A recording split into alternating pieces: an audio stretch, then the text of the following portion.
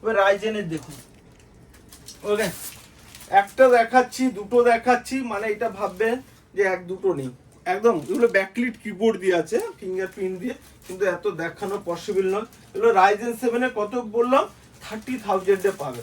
আর একটু যদি কি বললাম, চ্যানেলটিকে সাবস্ক্রাইব করবেন, লাইক করবেন, প্রাইস ডিসকাউন্ট হবে। ওকে, এবারে দেখে নিন, এবার প্রচুর রয়েছে, আমি 2 পিস করে দেখাচ্ছি।